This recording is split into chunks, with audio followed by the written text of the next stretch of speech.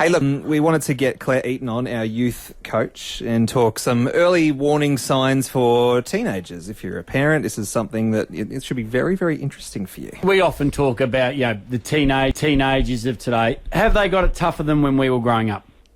Good question. I think it's a different level of toughness. So they're still going through the hormone changes and the frontal lobe brain development that we went through when we were 15 and 16. Yep. But there's a lot more around the social anxiety, and I'm seeing loneliness, and of course they're in that big experimentation phase. And we didn't have access to a lot of these platforms to experiment and view the world through. So when their brain is changing, they're asking really big questions, which I talk a lot about in my book, ROC RISE, and that is, who am I and where do I fit in? And they're really going to all corners of the world to work that out, which is kind of concerning for us parents that are trying to keep them corralled and scaffold a safe spot around them. So that digital world is something that is, wow, it's big, isn't it? Yeah. It is so hard for parents because teenagers, they're going through the hormones. They don't want to talk. They sleep a lot. They eat a lot. That's just a stage. So how do you determine, especially when you don't want to talk to your parents about how you're feeling half the time at that age, how do you determine that they're anxious, depressed, having terrible thoughts, or that you just check it off as being a teenager?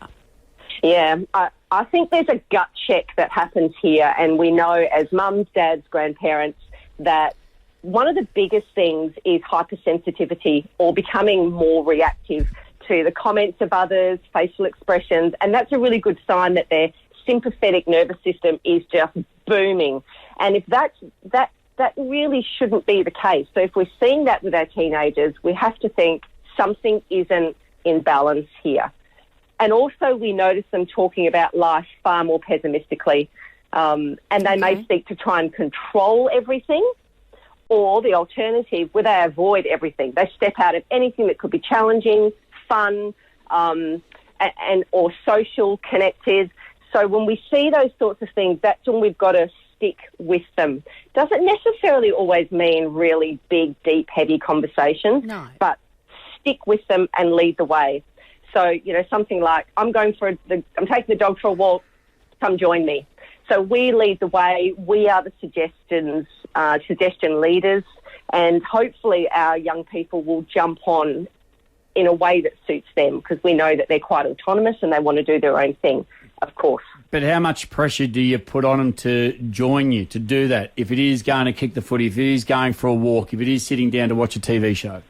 Yeah, I think that negotiation is a really good approach to it. I was speaking to a parent yesterday who was saying that he's organised with his son that on a monthly basis, every Tuesday after work, they go mountain bike riding. Oh, cool. And then the next month, his son chooses. So they're taking it in turn. Yeah. So and I think it's parents getting involved with the things that the teenagers like, rather than expecting the teenager to get involved with the things that they like. Okay. Yeah, and I think that's a really good thing.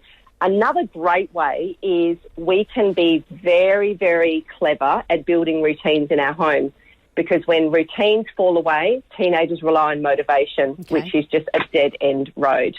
Asking a teenager to be motivated about things that don't float their boat. We've probably all tried it and it didn't work too well.